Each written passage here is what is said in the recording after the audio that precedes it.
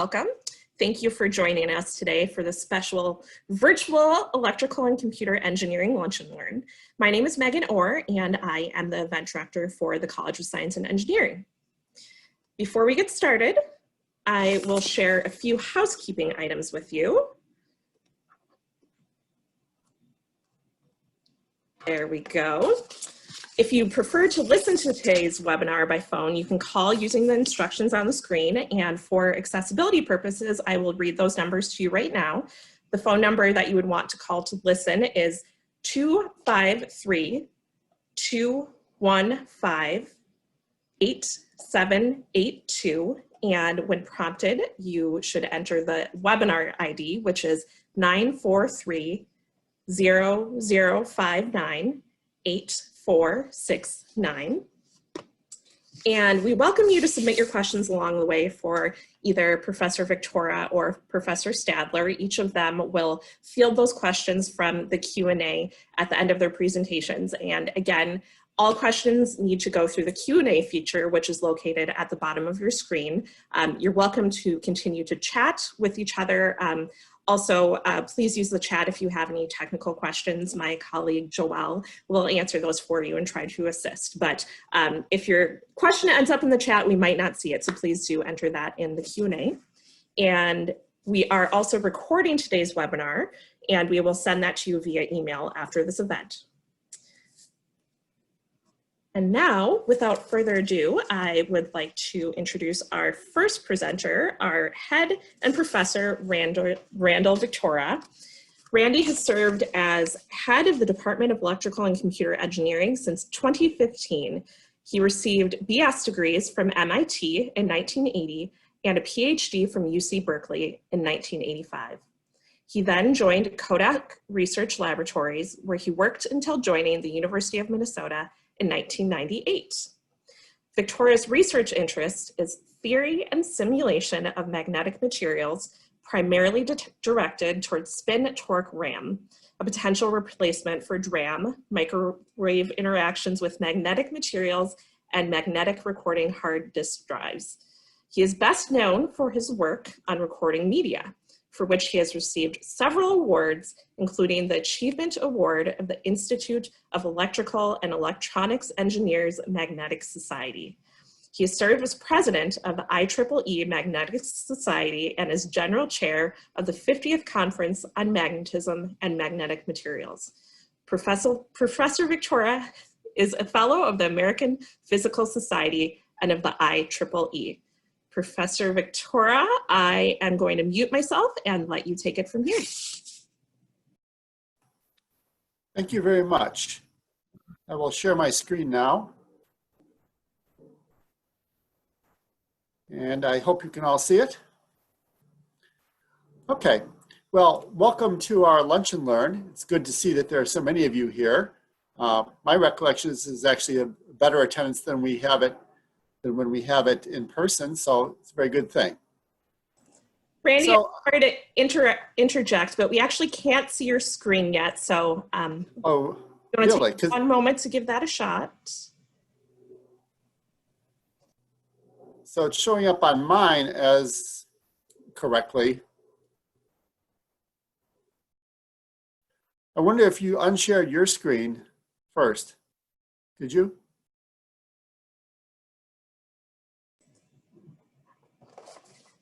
Yes. Let's see. Let's take a moment. We're still not seeing that, Randy, but while you click that share screen button again, why don't our attendees feel free to talk amongst yourselves for a moment again in that chat.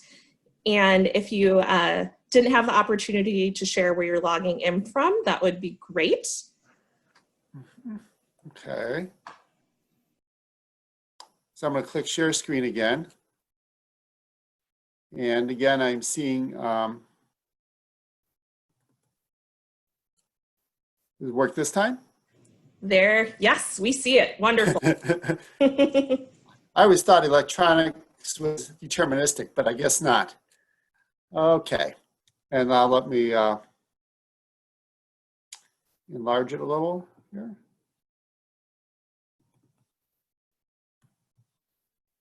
Okay. Well, again, welcome. Glad to see so many people here. So whenever I talk to people about what's been going on in the department lately, a lot of what they ask is, how are you reacting to the COVID-19 pandemic? And also, what's next?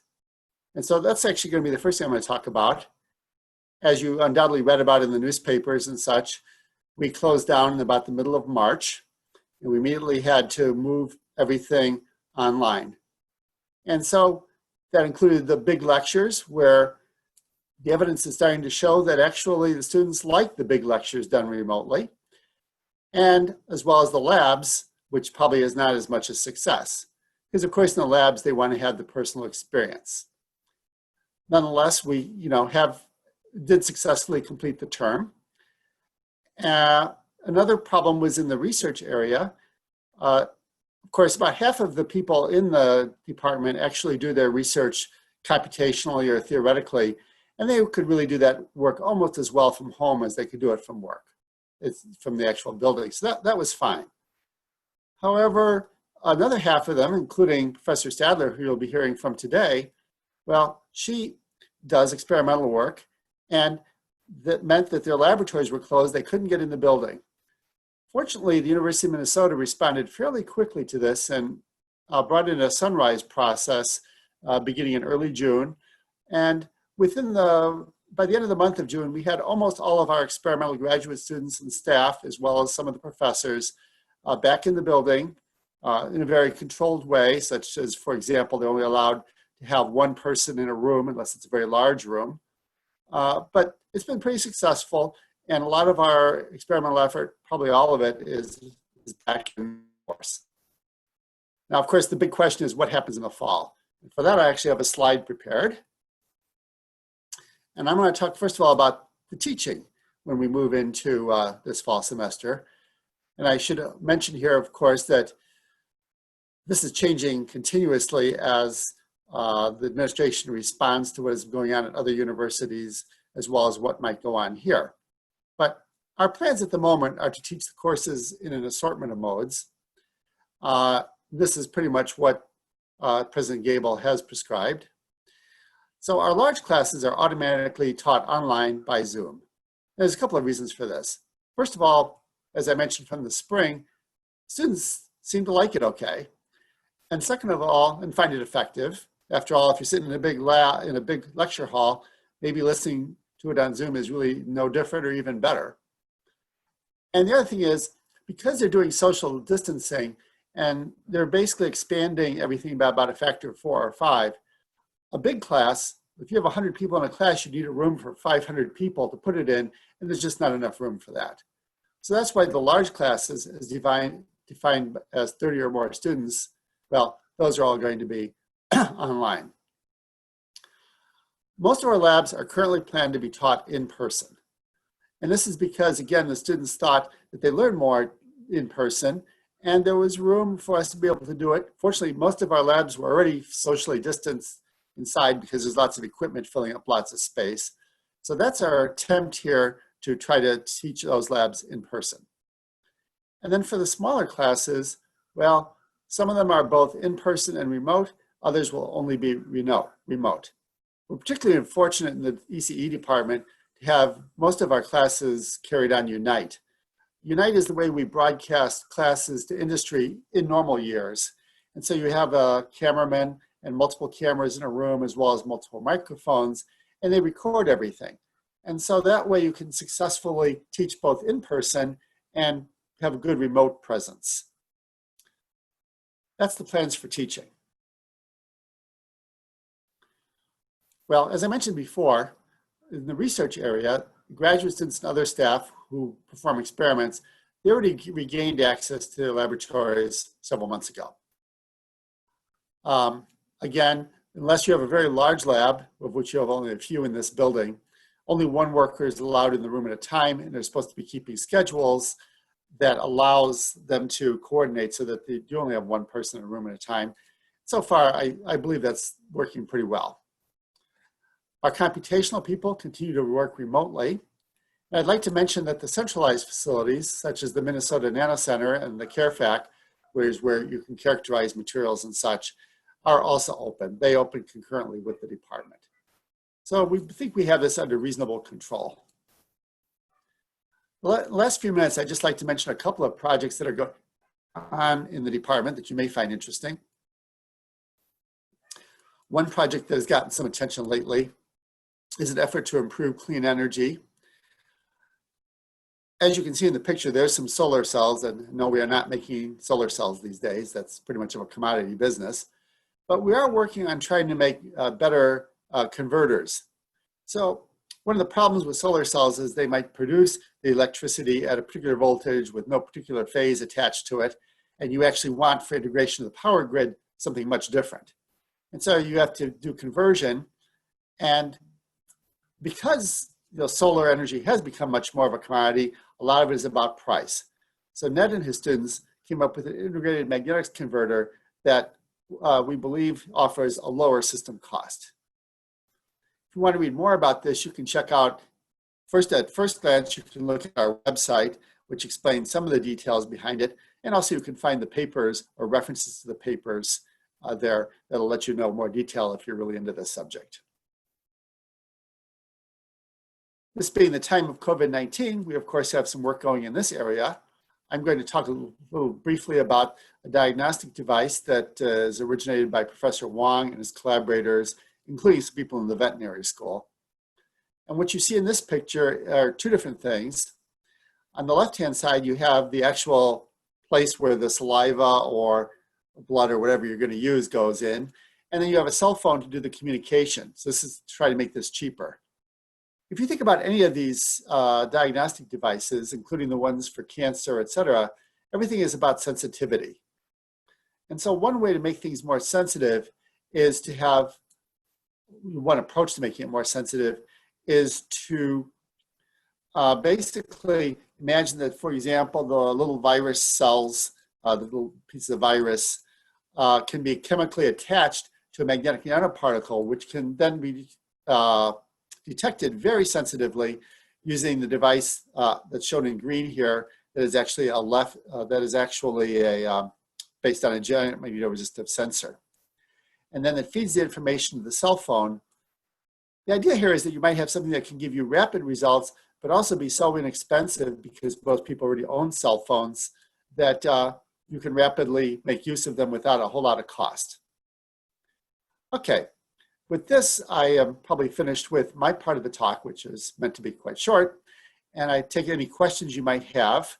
Be sure and use the question and answer feature on your screen. And then after a few minutes, I'll introduce Professor Stadler.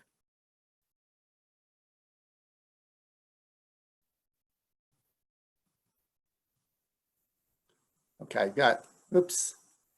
Well, so far, no questions yet. Now I do. Okay. We have one. Do you think there will be more online/distance courses offered? Do you mean relative? I mean, I guess there's two ways of answering that. Our department was substantially online already in the sense that most courses that were interest to people, for example, in industry, were already broadcast through Unite. The total number of courses that we offer will not be any different than we would in a normal semester. It's just that in this case, every single one of them will be available online, aside from some of the lab courses, perhaps. It looks like there's one more question here about whether or not alumni have free access to Unite webinar seminars and webcasts.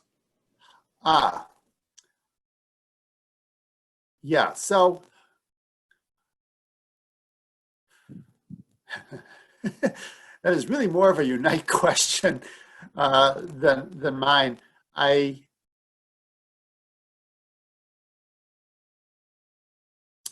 going to give you a big I don't know. I'm sorry. And are there any safety issues when only one person at a time is in the lab? Yeah, this is a very good question, which I actually recall, Beth, you were addressing for a little bit here. Do you want to talk to this? You're muted at the moment, yeah. Yeah, I actually was in the building monitoring things like equipment to make sure we didn't have to shut everything down all the way. And just kind of the facilities, people don't always go into the chases, make sure we didn't have any floods. So basically there weren't any students here. I would see an occasional facilities person a week, for a couple months. Now the students are back in the labs, and there's a lot. For example, we have a Google Sheet, and my group fills in what lab they're going to use at each time.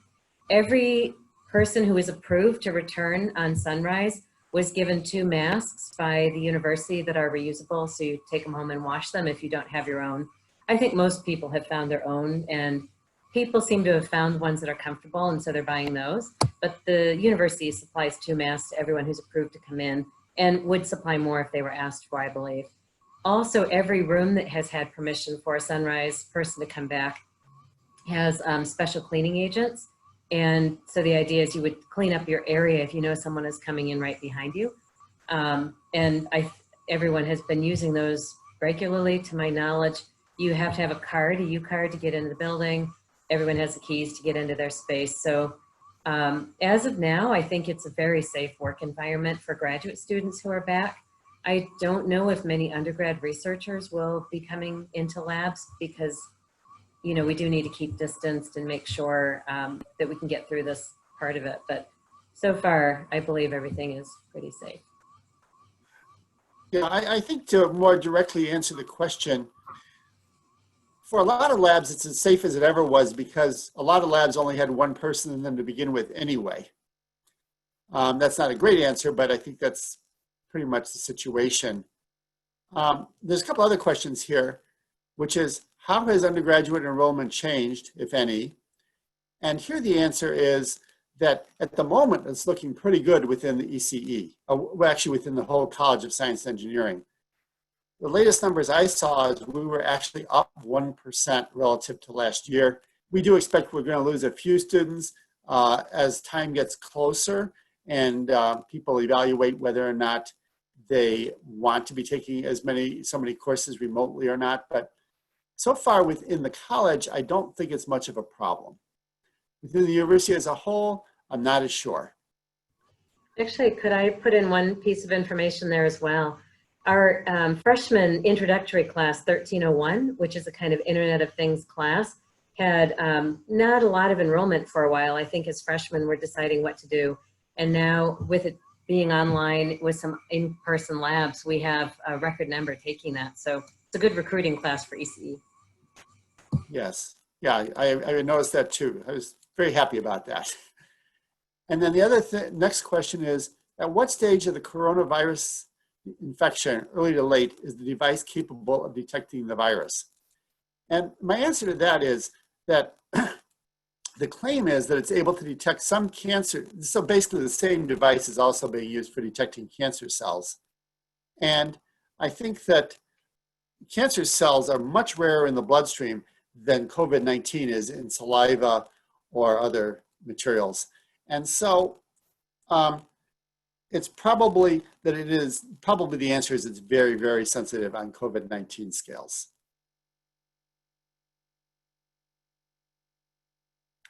I noticed, by the way, the University of Illinois is also looking into some kind of saliva-based test. I doubt it's working on the same principle, but I've noticed, recent publicity on this.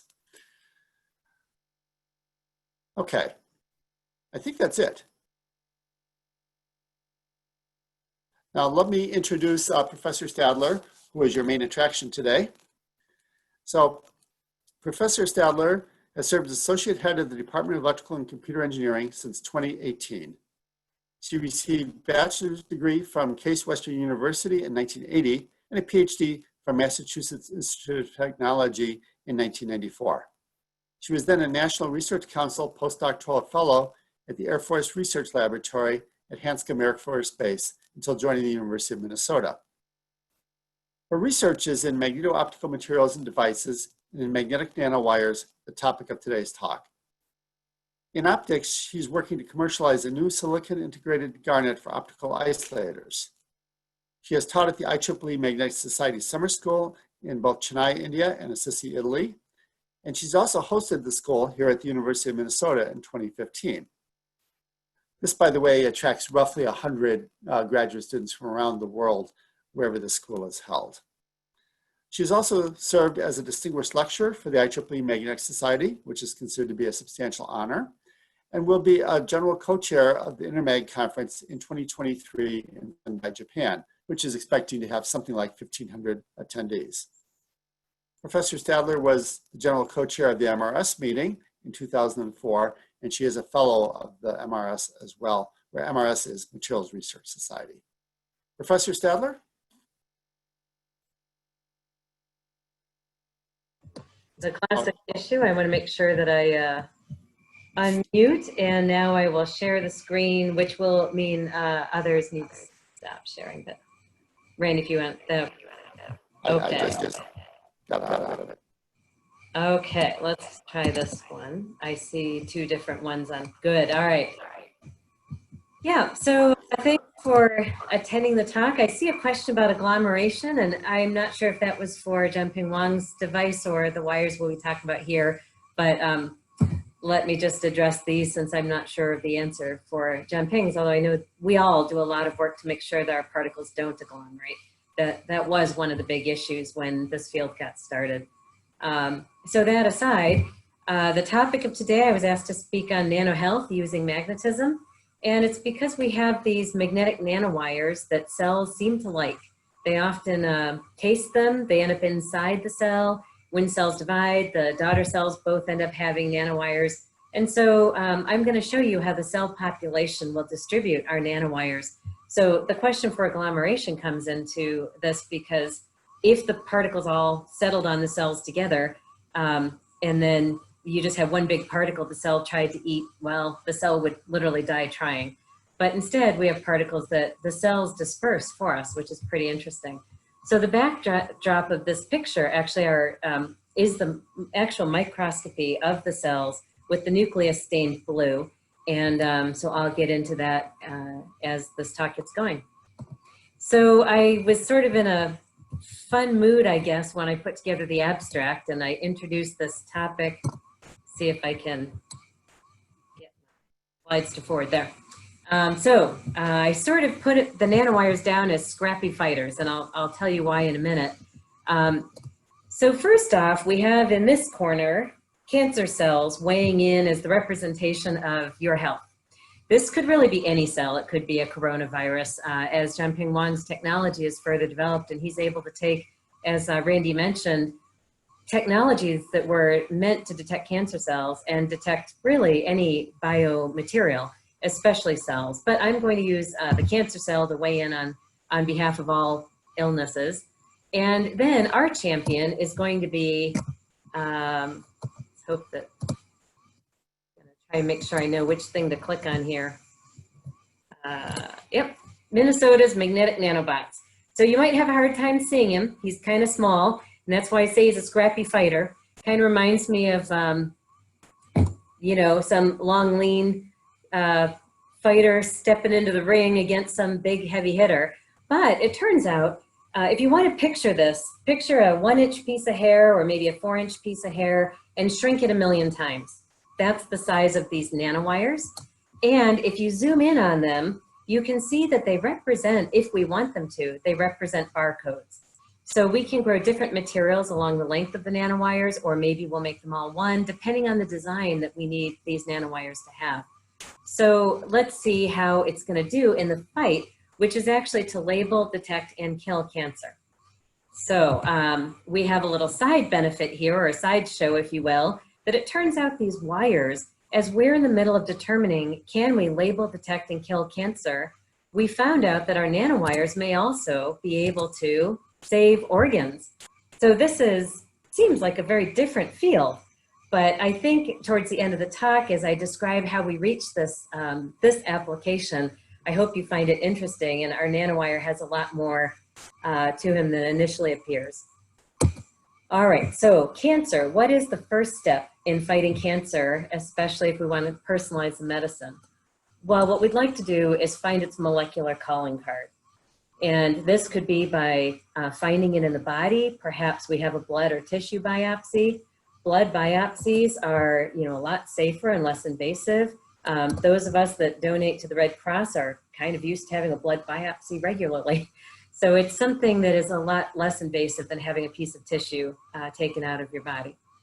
So how do we find this calling card? And what is the calling card?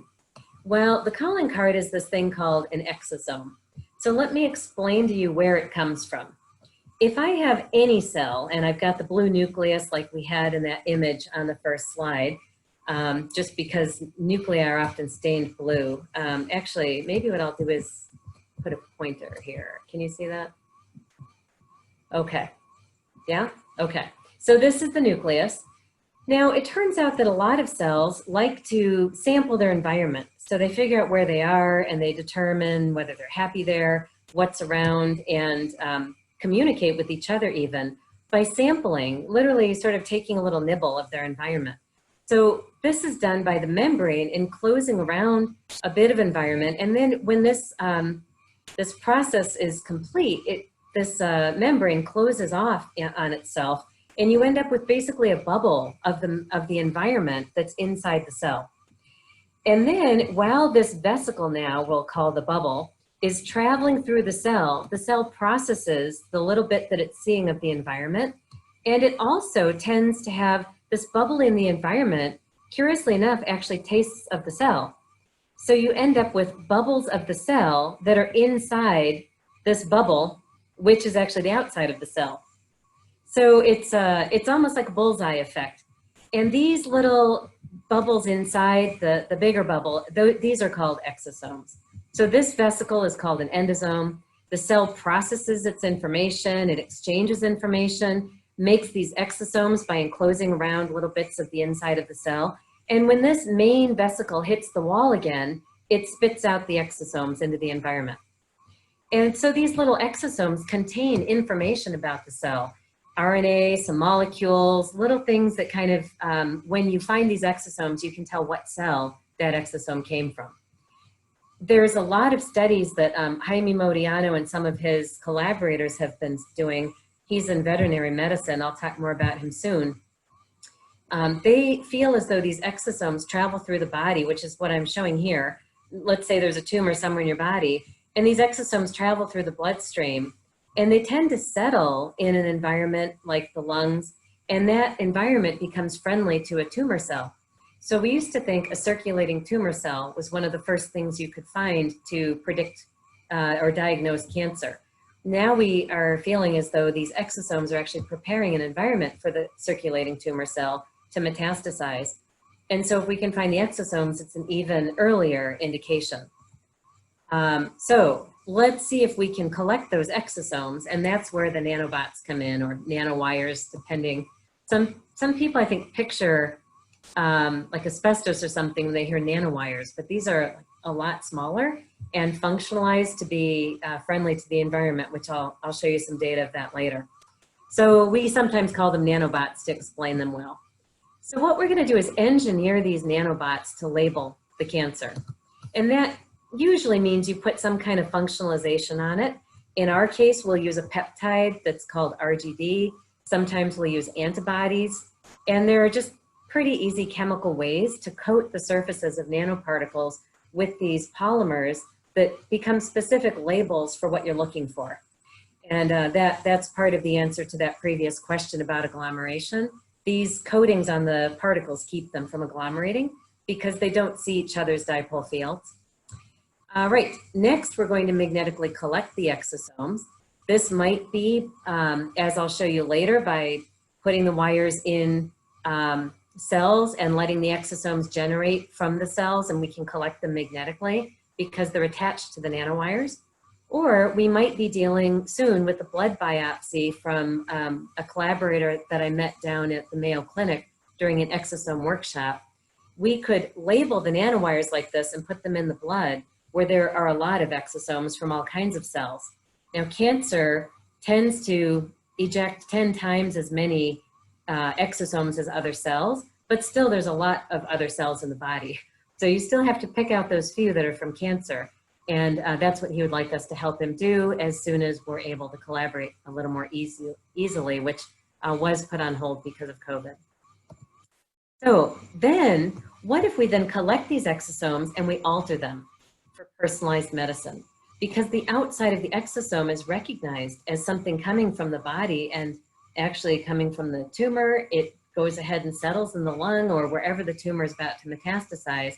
But we now have altered the inside of the exosomes so we can deliver a little personal gift to the tumor.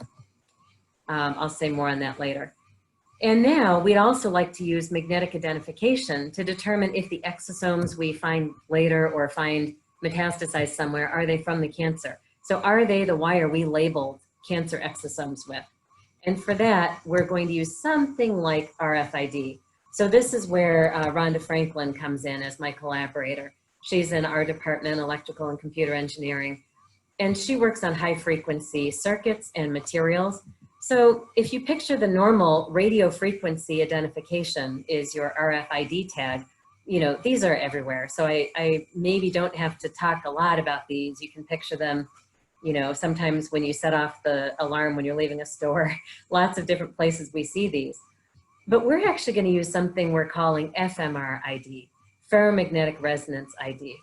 So magnetic particles oscillate in response to a specific frequency field combination. So we can capture that signature and know what material we're imaging just by having, being able to look for an absorption peak as a field is swept at a certain frequency or as the frequency is swept at a certain field. And then we can say, oh wait, that's ours. So we know that's from the cancer. All right, I won't say a lot more on that process. Now back to what we do with Jaime, and I put here an alumni from ECE who may even be on this call. He has given me this picture because it's an alumni from electrical and computer engineering that I met at an open house that we hosted maybe a decade ago. And he introduced me to Jaime Modiano because he breeds these adorable puppies. And his kennel club gives funding to Jaime Modiano to study cancer, specifically bone cancer, from this breed. If we learn how to help out this breed, we also learn how to help out humans because we have very similar biological triggers for cancer as our canine companions. So the interesting thing is when I met Jaime, who Dave introduced me to, I was already working with some of his cells with Allison Hubble. So she is a professor in mechanical engineering, and Jaime had given her cells to cryopreserve. Allison has actually a small business and a center specifically for cryopreservation of biomaterials. And so we had talked with her and asked, is there a way that we could label cells that she'd preserved, warm them up and label them with nanowires? And we wanted to see if we could control the cells using nanowires. So as a first step, maybe some of you have seen this before, we just have a movie of nanowires moving as we're moving this magnetic field back and forth. Unfortunately, the clicker to get the movie going is different than the pointer. So we move this magnet back and forth and we see the wires move. They are way too small to image by optical microscopy, but we label them when we want to see them. We can label them with gold, for example, and when they hit the right spot in the light, they emit surface plasmons. So they look bigger than they are and we can see them move, especially when we're applying a magnetic field so we know they're moving because of what we're doing. So that's something we worked on a while ago, and this is something a little newer but not so new, which is looking down on a Petri dish where cells are adherent to the bottom of the Petri dish. And we have dropped our nanowires onto the cells. And you can see what you might call agglomeration. There's kind of blobs of nanowires. But what I'm going to show you is a movie of how the cell, just like this, a cell comes along and it attaches to the nanowire. Now, this thing we've stuck on the nanowire is that peptide called RGD. Your extracellular matrix is made up of fibers that have RGD on them. So the cell thinks this is extracellular matrix. And the binder, that's cancer cells way overexpress the binder for RGD. So very preferentially, the cancer cell attaches to our nanowire, thinking it's attaching to the extracellular matrix, maybe about to find a good site to metastasize. And instead, when it grabs the nanowire and it starts to, cells normally walk around and they lift up off the substrate and divide and go back down on the substrate. All the time they're moving around, instead of sticking to the extracellular matrix, they actually walk away with a nanowire. So that's what I'm going to show you for this next movie. It's handy to explain it before showing it to you. So in particular, if you watch these clumps, you can see that they are breaking up. This one in particular breaks completely, and a lot of these others just divide. They're going to take their time in getting smaller, but after several hours, all of these clumps have dispersed within the cells. And you can see actually when they round and they pop up off the substrate like this right here and that one right there, that's where the cell comes up off the substrate, divides, and goes back down, because cancer is always proliferating, much more than normal cells, which is one of the problems. But in this process, we actually end up with all of the cells labeled with nanowires inside of them. So here's that blob I mentioned you could look at, and you can see over the course of just a couple hours, it's completely dispersed as the cells grab onto what they think is matrix and walk away carrying just a nanowire. So you might say to yourself at this point, okay, now you have cells that have nanowires inside of them. That doesn't sound like they'd be happy. But actually, as I'm about to show you, we find they don't die for one. It's normal for cells over 24 hours or so to have a few cells die. And the question is, do more cells generate than the cells that are dying? But this is a normal medical material, this nanosilica. And you can see there's a certain number of cells that die, but meanwhile, there's new cells being generated. In our nanowires, it turns out very much fewer cells die at the similar concentration, which are these two. And when these nanowires are coated with RGD, actually it's in the noise. Very few, if any, cells die by the end of 24 hours, which is what we were watching them for. So they don't tend to die. And now it turns out they're also happy. This is a measure of metabolic activity. So these cells are kind of taking in the nanowires. It is true that if they're bare nanowires, the more we put in, this is 25 to 200 nanowires per cell, that the cells are less happy. They're not as metabolically active as without having nanowires at all. And if we coat them with something inert like PEG, well, it doesn't really matter how many we put in. There's an initial drop in metabolic activity, but then that's about it, because they don't really notice a nanowire coated with PEG. But if we coat it with our peptide RGD, here you can see that the cells are actually returning to normal metabolic activity. So this is kind of my joke about the cells are active. They're normally metabolic as they would be otherwise. So that was a nice find for us. And we have a lot of images of how they show up in the vesicles. And what I want you to remember is if they're inside a vesicle, and the vesicle is uptaking exosomes as it travels through the cell, and then those exosomes get spit out, can we collect those exosomes is our most recent question. And it turns out we can very easily collect those calling cards, which are exosomes. At first, we just had the cells on the bottom of they like to be on the bottom of a Petri dish, so that's why they're down there. And for weeks, we could just put a magnet here every day and collect more exosomes. So by putting nanowires on top of the cells uptake the nanowires, and then every day for at least several weeks, as the cells do their normal uptake and spitting out of exosomes, we could collect them every day.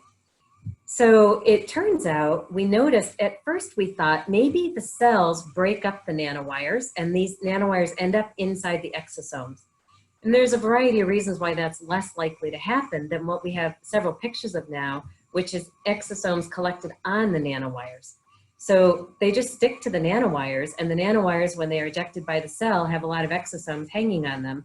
And when we collect magnetically the nanowires, we get a lot of exosomes, and that's what this image is. So our new collaborator that we've been talking with in epidemiology, he said he would like to see if we could collect the cancer exosomes from blood samples he has, and then exchange the inside of the exosomes. And if we then have really personalized medicine, inject these exosomes back into the the original source, which of course at first will be something, you know, maybe a rat instead of a dog or a person at first, but just see, could you get these exosomes with a little gift inside, a little toxin, to land where a normal exosome would land? So you stop the metastasis before it happened. Now, I don't know if anyone on the call speaks German, but when I took about 20 freshmen over to Berlin, and we went to basically the NSF of Berlin, of Germany, and they were trying to give a pitch to our students to apply for fellowships where the German government would pay our students to come do research in Germany. I made the mistake, the next day I went to bring a gift to the person who had given us the presentation, and I thankfully had my daughter who's a German speaker with me, and I said to the guard at the building, I have a gift, and he didn't understand me, so I said, das Gift. Turns out das Gift means poison in German. So literally, we are going to deliver das Gift to the tumors, but I did not deliver das Gift to the NSF of Germany. I actually had a gift. So now we know we have wires in cells. Can we kill the cells? We know that we don't kill the cells until we want to kill the cells, and that's important just for cytotoxicity. But if we want to kill the cells, we have a couple different mechanisms to do that. One is, I'm going to show you, if you remember from your lab days when you had to take chemistry or maybe electrochemistry, this is a stir plate from the side. This little button here controls a magnet under this plate that's going to go around.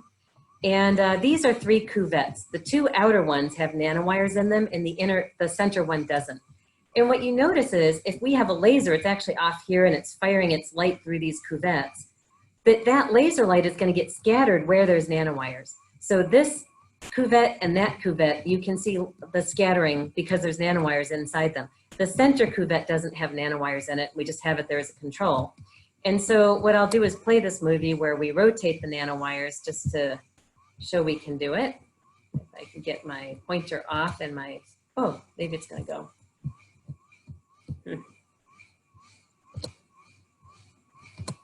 All right, sorry, I have to switch to the arrow before it lets me do that. Yeah, you can see the nanowires are rotating because the laser light is blinking.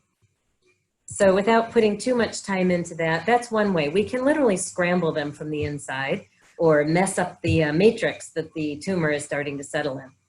The other thing we'd like to do is use the hysteresis loop of the magnetic nanowires, like so. My pointer back. This loop represents hysteretic losses. So I noticed Randy mentioned some work Ned Mohan does. Rhonda does high frequencies. Every time you have an oscillating field, you have to worry about having some hysteresis. And normally hysteresis losses manifest themselves as heat, probably where you don't want it in an electrical circuit. But in our case, we're going to use that heat. And actually, we're going to get as large a hysteresis area as possible so that we can get a lot of heat by circulating a magnetic field. We're just going to alternate the magnetic field back and forth. And every time we cycle this hysteresis loop, we'll end up having heat generated.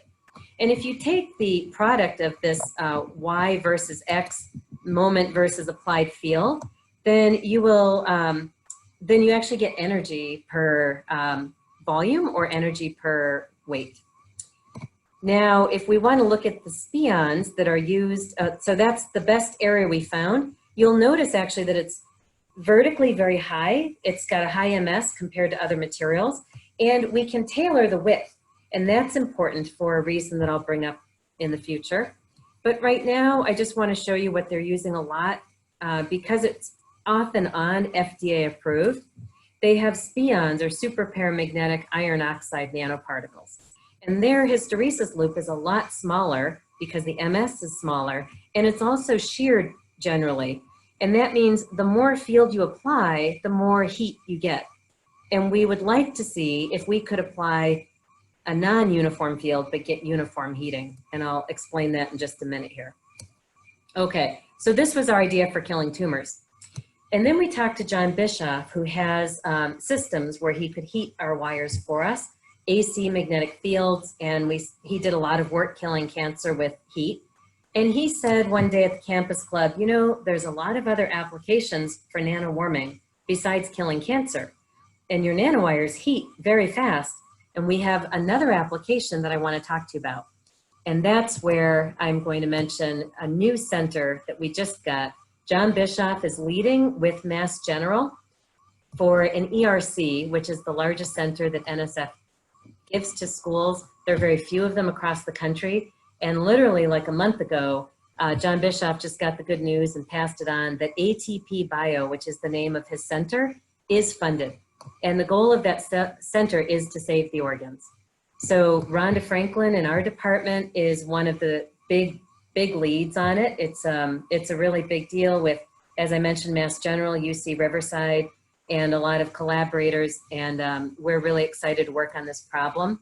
So I'm giving the website. The best information right now, because it is brand new, I found was on the Institute of Engineering and Medicine website. And we also have on ece.umn.edu, maybe Randy wants to say something, notice about this, because many of us, including Rhonda is one of the big players, is part of this center. Okay. Yeah, it is true that it is. On our website, I think it is actually the first one under the recent news column. You want to check it out. Okay, so he just said it's one of the, our website, it's one of the first news stories is all about this center. So please go to ece.umn.edu also and read about this center. We're really excited about it. So what is the motivation of that center? What is Save the Organs? Well, it turns out that donors, the tissue for donations, they're only viable for a fairly short time. A lot of organs and tissues are only viable for 4 to 8 hours. So, you know, like on my license, if I have an accident or a sudden death and someone can still use some organs, I would love to know they were used by someone. But they have to travel to someone who's sick, which means that person has to be ready to take an organ or tissue within 4 to 8 hours of a rather surprise event. And that can really limit the number of successful transplants that are possible. So if we could extend that viability time to even a week, the transit time goes way up. We could help a lot more people using donors who are quite willing to help other people. And so that's what the center is about. And it has a lot of components to it. But how do you extend the viability of an organ? Well, first, the idea is to freeze the organ. So this is, in this case, just tissue. This is an artery. Let me get my pointer back. This is an artery that you can see it looks like an artery, but it's frozen to liquid nitrogen temperatures in a cryopreservation agent, which is a fairly biocompatible antifreeze-like material. The problem is when you try to heat it, it's pretty well understood now how to freeze, especially tissues, and they're getting larger and larger volumes that they can freeze and still have them be viable. But how do you heat it? Well, if you heat it non-uniformly, you crack the sample and then you don't have a viable organ anymore. And if you heat it too slowly, you actually crystallize the antifreeze. So this is like if you've seen a lake in Minnesota in the spring, let's bring it back home, and it's dark ice, you know, maybe see-through ice, but as it warms up in the spring, it turns white. It's very strange, but it actually crystallizes on warming. And the way to avoid that is you have to heat really fast. And that means that you don't give the solution energy to crystallize before it's already melted. So this is our example. I'm just going to show you the nanowires again, remind you that they're very small. This is a similar scale, a red blood cell compared to our nanowires, but their heat distributes around them. So you need a fairly low concentration to get a fairly uniform heating. And the critical warming rate, if this is temperature and this is time, is shown by this dotted line. And what we found is all of our nanowires completely beat this critical warming rate. So if we cool down to liquid nitrogen temperatures, we are back to 0, which is like the temperature of ice, and it's ready to be warmed up as if it had just come from the refrigeration unit of you know, our Oregon harvester or something. And it's back to that temperature within a minute. And some of our particles, the initial curve is actually 1,000 degrees a minute, but this critical warming rate is about 100 degrees a minute for the solution that we have our tissues and organs in. So that's why John asked if we'd be part of this ERC, and we're really happy that it's funded. and we have a new application for nanowires. And then the other thing, because I said I'd mention it, let me just show you quickly that if you have coils, and these are switching back and forth, so your magnetic field is switching back and forth, which means you can cycle that hysteresis loop. You often find that the field isn't uniform. So they have a volume they've defined of fairly uniform field, and they want their tissue or organ to fit in that. Well, if you want to have larger and larger organs, then you need these coils to be pretty big, and that gets harder and harder to be uniform. So we are able to optimize the coercivity of our nanowires, which means we could have uniform heating in a non-uniform field just by making sure their coercivity is below, like in this picture, the yellow field. All right, so right now we have, this is our paper that we've published with John Bischoff. This is near term. John Bischoff has already done arteries using spions, and they got to about 150 degrees per minute. They need to be faster than 50 degrees per minute. And I think their best case is 100 to 50 degrees per minute. And we're able to go a lot faster, so I can't wait to give this a try. I think this is something that we might be able to try, but of course now we run into some biocompatibility. A lot of things have to be studied before we know if this is possible. So that's kind of a lot in a short time. And so I'm going to just give you some take-home points that you might remember. The one is just Minnesota's battling cancer at the cellular level, and we have these magnetic nanobots.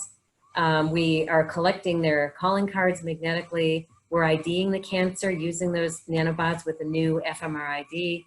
And we have new forms of treatment under study, this blender and heating, but also that this heating is new for us to study organ restoration. So hopefully you'll remember those points. I could take questions.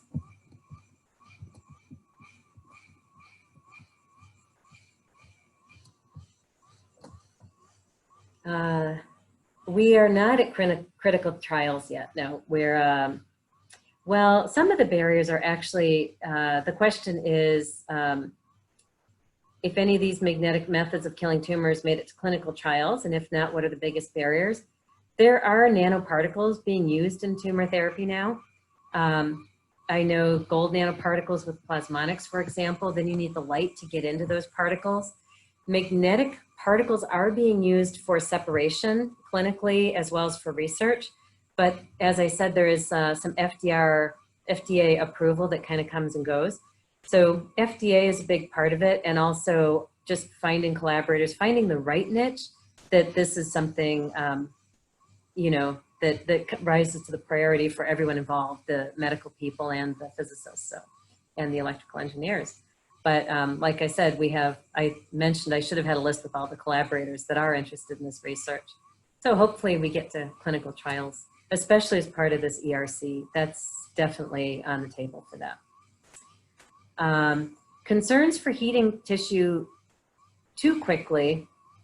Well, the good thing is that you have the nanowires inside the tumor cells.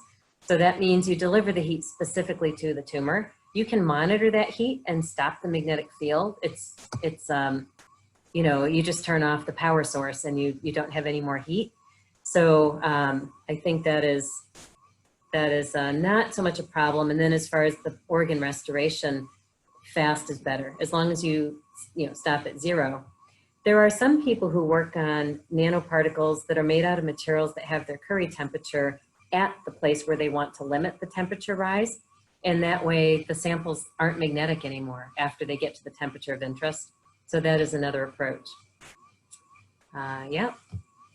Thank you for your informative, exciting work. I thank you for that comment. And yes, we can kill cells. We have done that already in Petri dishes. Are there other shapes other than wires? There are, in other groups, other shapes being studied, but we are really interested in using wires because they have a very high anisotropy. So we know the wires are either magnetized up or down. They don't tend to magnetize. This was a wire, the moment doesn't tend to point this way. And that means that we can run a domain wall up and down the nanowire and cycle that hysteresis loop at a tailored coercivity. So we're not personally studying other shapes because we think nanowires are the way to go. Might it be possible someday to know you killed, all of the cells present? I would like to think so, because the nanowires are labeled. So if we don't have any more, well, if you can go in and collect the cells, the particles after they've killed the cells they're in, then you can look to see are there any left, because there's ways to remove the nanowires from like a rinsing if they're not attached to a cell anymore, and they aren't attached to anything that isn't cancer. So if you still get a magnetic signal from the site, you probably still have a cancer cell or two, and then you need to continue the therapy. How do I make the nanowires? You know, I was wondering if I should show that. We make them inside nanoporous templates. So those templates are like this big. And we basically, these templates have holes going through them. But the holes are so small, you could never see them. They're only 100 nanometers, 30 nanometers wide, but they're in this direction. So we coat with metal here, put a polymer on the back, and we electroplate inside those pores. And then the nanowires take the shape of those pores, which are wire shaped. So we make billions of nanowires. Actually, we make milligrams of nanowires at a time. Favorite materials for the nanowires? Yeah, we are using iron, or iron cobalt is very stable in the saline type solutions. Iron can oxidize, and then you don't really know what the moment is. Iron oxide itself has a fairly low moment, so the height of that hysteresis curve is smaller. And then if you're tailoring the coercivity, you don't have much area for heat or for rotation. You know, so we really actually want to have long nanowires made of something with a high moment, so that we have a hysteresis loop that has a lot of area. Oh, and I should mention that those cells that really seemed happy with the nanowires, those were nickel nanowires. Nickel is not usually thought to be biocompatible, but again, it's the coating that makes it critical. So there are covalent bonds to the coatings that are very stable. And once the wires are coated, the idea is never really to leave them in the body for long. If you deliver them, you use them and you take them out. And so, right, we're not as worried about needing something like iron oxide, because maybe iron oxide is more biocompatible, but even those are coated. So right now we're really going for properties, which is high moment and high anisotropy.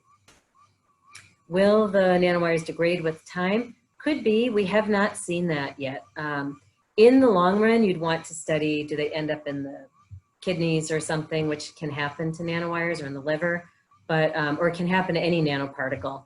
But again, we don't really have applications in mind where we would leave them in the body for long. And a lot of our applications are actually just in a petri dish. So we just want to collect those exosomes. It would be ideal to have a measure on them so we can see where they go if they were re-injected. But for studying cells and studying exosomes, you know, they would never go back into the body anyway. And can ultrasound be used to detect nanowires and kill the cancerous cells? Oh, used on the nanowires. I don't know. We have made magnetostrictive materials, which would be responsive to sound, any mechanical waves. So that was one of our initial goals, is the wires would change shape with an applied stimulus, or they'd change moment with an applied mechanical stimulus, which sound could do. But right now, it seems like the field is a lot more powerful on these magnetic particles than sound. So maybe someday we'll come back to that. All right. Well, we're just about out of time. Thank you, everyone, for all of those wonderful questions.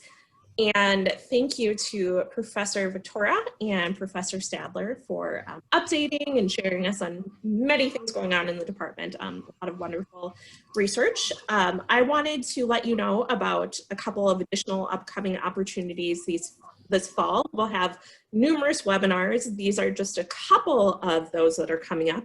One is a behind the scenes tour of the St. Anthony Falls Laboratory, and that is Thursday, September 24th from noon until 1 p.m. Central Time, and you can register for that at z.umn.edu/SAFL2020. And this will all be shared with you in the follow-up email that you'll receive within the next week or so. We also have our next installment of the college's Curiosity Drives Progress Lecture Series.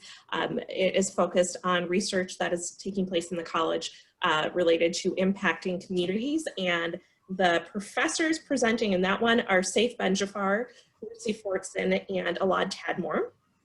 And that is all we have for you today. But again, this is being recorded. You'll see a follow-up email in the next week or so. And we also welcome any feedback. Feel free to reach out to us at any point in time if there is additional programming that you're interested in seeing virtually in the coming year. So on that note, I will say thank you again, and we hope you have a wonderful day.